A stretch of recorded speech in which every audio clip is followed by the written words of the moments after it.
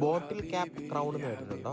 നമ്മുടെ premium വാച്ചായ tornado zenith automatically ബോട്ടിൽ cap ടൈപ്പാണ് അതിൻ്റെ ക്രൗൺ വരുന്നത് കേട്ടോ. എന്ന് വെച്ച് കഴിഞ്ഞാൽ നമ്മൾ ടൈം സെറ്റ് ചെയ്യുന്ന സമയത്ത് ജസ്റ്റ് ഒന്ന് പുഷ് ചെയ്തിട്ട് നമ്മൾ വാട്ടർ ബോട്ടിലിൻ്റെ ക്യാപ്പ് ഓപ്പൺ ആക്കുന്ന മാതിരി നമ്മളത് ഓപ്പൺ ആക്കണം. എന്നിട്ട് ടൈം സെറ്റ് ചെയ്തതിന് ശേഷം വീണ്ടും ഒന്ന് പുഷ് ചെയ്തിട്ട് തിരിച്ച് ബോട്ടിൽ ക്ലോസ് ചെയ്യുന്ന രീതിയിൽ നമ്മൾ ആ ക്രൗൺ ക്ലോസ് ചെയ്യണം കേട്ടോ.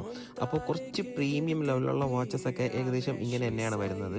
എന്തുകൊണ്ടെന്ന് വെച്ച് കഴിഞ്ഞാൽ ഒരു 100 മീറ്റർ എബോ വാട്ടർ റെസിസ്റ്റൻ്റ് വരുന്ന വാച്ചസ് ഒക്കെ ഈ രീതിയിൽ കൊടുത്തിരിക്കുന്നത് വാട്ടർ റെസിസ്റ്റൻ്റ് കപ്പാസിറ്റി ഒന്നുകൂടെ സ്ട്രോങ് ആക്കാൻ വേണ്ടിയിട്ടാണ് കേട്ടോ. സപ്പോസ് നിങ്ങളൊരു ചെറിയ ഡൈവിങ്ങിനോ അല്ലെങ്കിൽ ഒരു സ്വിമ്മിങ്ങിനൊക്കെ പോകുമ്പോഴും ഈ വാച്ച് യൂസ് ചെയ്താലും വളരെ അങ്ങനെ കുഴപ്പമൊന്നും വരാൻ സാധ്യതയില്ല. പിന്നെ എപ്പോഴും ഞാൻ പറയുന്നുണ്ട്, ഈ ഡൈവേഴ്സിനും സ്വിമ്മിങ് ചെയ്യുന്നവർക്കൊക്കെ 200 മീറ്റർ വാട്ടർ റെസിസ്റ്റൻ്റ് വാച്ചാണ് റെക്കമെൻഡ് ചെയ്യുന്നതെങ്കിലും അത്യാവശ്യം നമ്മളിപ്പോൾ ടൊർണാഡോ സെനിത്ത് ഇട്ടുകൊണ്ട് നിങ്ങളൊരു ഒന്ന് സ്വിമ്മിങ്ങിനൊക്കെ പോയി എന്ന് പറഞ്ഞാലും ഒരു പ്രശ്നമില്ല കേട്ടോ.